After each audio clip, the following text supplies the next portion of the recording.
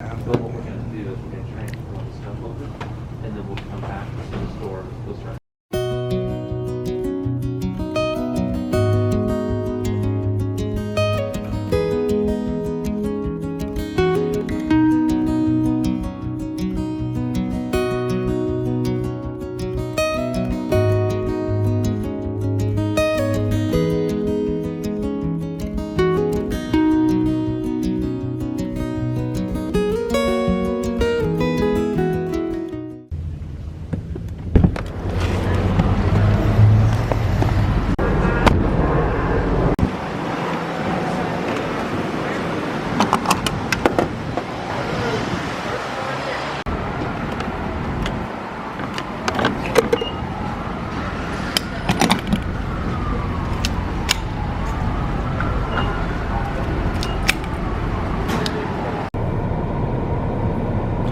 Hey guys, so it's Sunday again, and I'm still pretty hoarse and coughing quite a bit, so we decided to stay home from church one more week just to make sure we don't get anybody sick. But we are still going to go for our drive, and so we are in the car.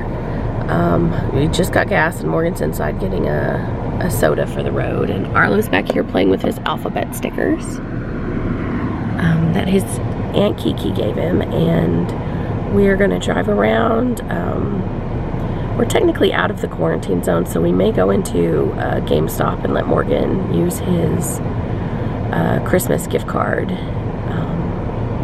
Other than that, we're just going to drive around and maybe drive through and get some lunch.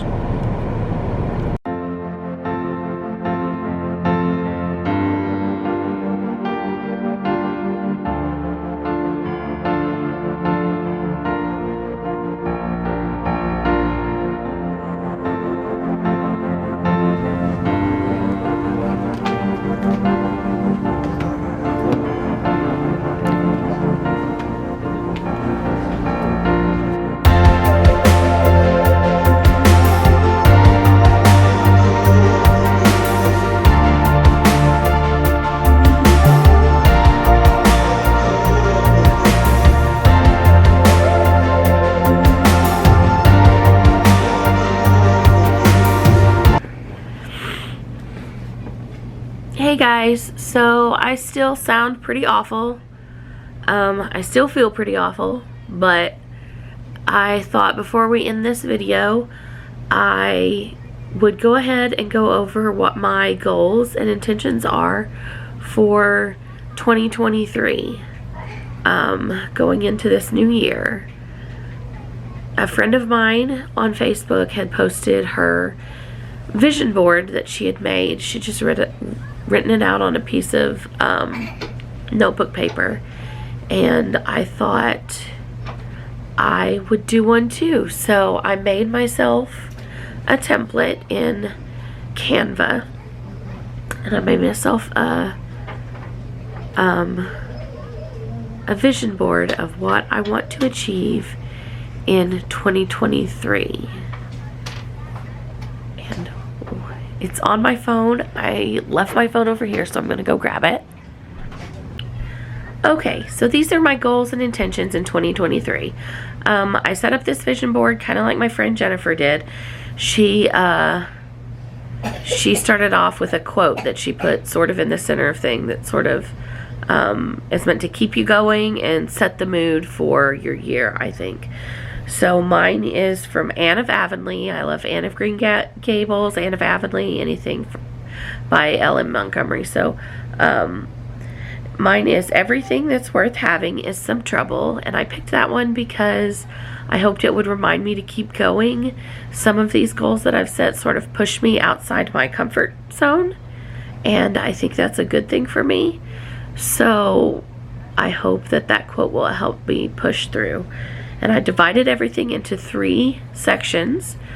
Goals I want to achieve for my homeschool, goals I want to achieve in my personal and spiritual health and well-being sort of thing, and then set some goals and things I hope to accomplish this year on my YouTube and social media.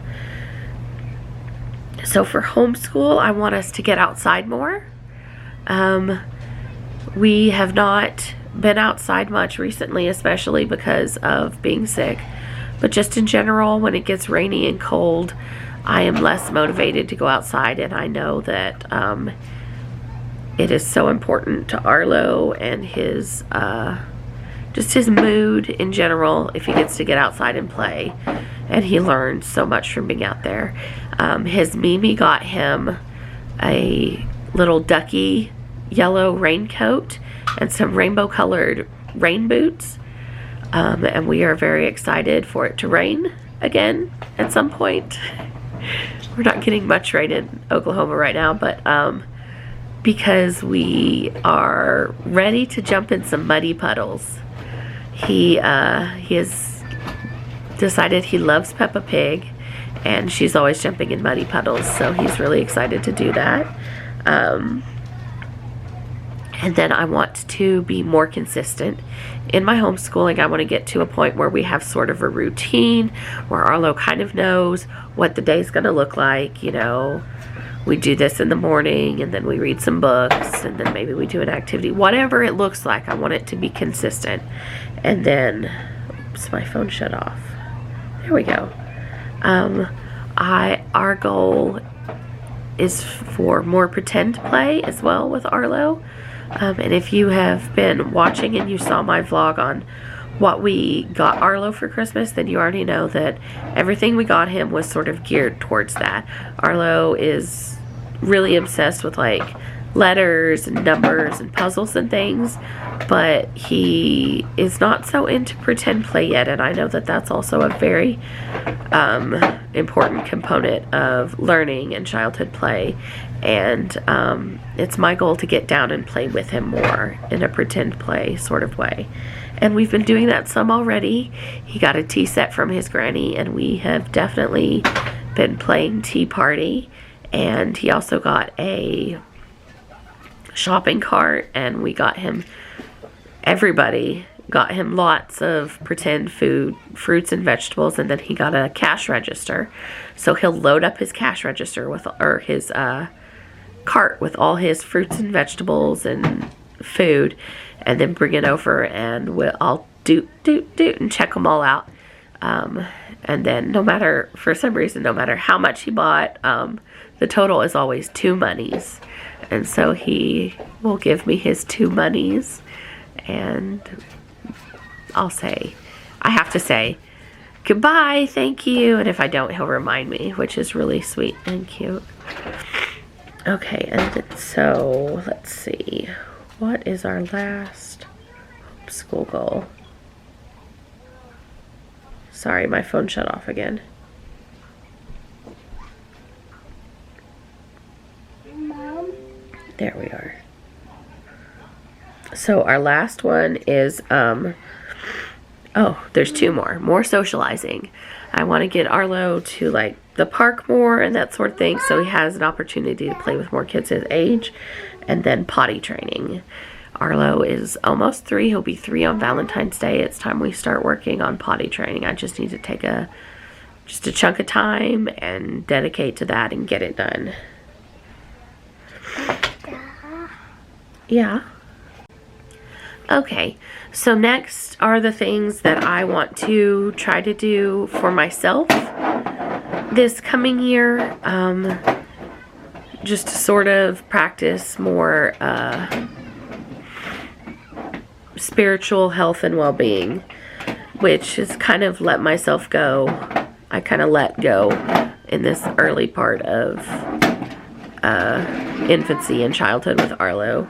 I've been more focused on him, and I'd like to focus a little more on myself this year, while still obviously focusing on Arlo, but just getting back to myself a little bit more. So one of the things that I want to do is make more art. Anyone who knows me, sorry, my nose is itching. Anyone who knows me in real life knows that pre-Arlo I was very much a creative. I was always painting or crafting or doing photography, and I kind of let that go when Arlo was born, and I feel like I need to get back to that. It really helps me manage my stress levels and just overall be a happier person. And then I'd like to start doing some meditation and yoga. I've done yoga in the past, but I'd like to get back to that. Arlo is driving his cars on his table, and you may hear it. It's a little loud. And then number 3 is I want to continue with keto. I've been doing that since June, and I am down 50 pounds, which is great. But I still have a long way to go before I'm like at in the normal range, and that's where I'd like to be. I have polycystic ovarian syndrome, and I just find keto is the best method for me personally to help manage that. With polycystic ovarian syndrome, there's an insulin component. It's very much actually an endocrine disease, and I've had it since I was 10. So a lot of people think that, you know, when you're overweight then you get PCOS, but oftentimes it's the opposite, and it was for me. I developed PCOS at puberty, and then slowly over time, because of the insulin resistance that is a component of PCOS, I gained weight. And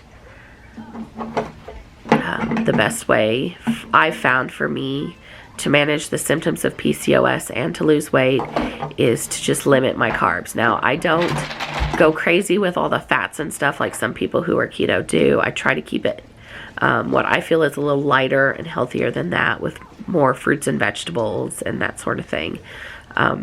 Basically just limiting carbs, especially like bread and pasta and all that stuff.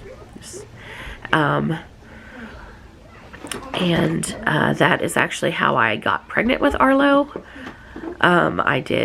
We tried for 10 years, and then I did like 9 months of PCOS, and that regulated everything, and I was able to get pregnant with Arlo. I stopped when I was pregnant with him and breastfeeding, but now that we're done with that, finally,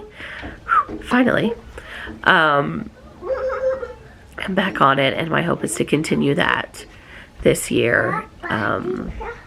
But also give myself some grace when, you know, when I don't eat as healthy as I should. And then my last one for myself personally is, gosh, I wish I would stop doing this,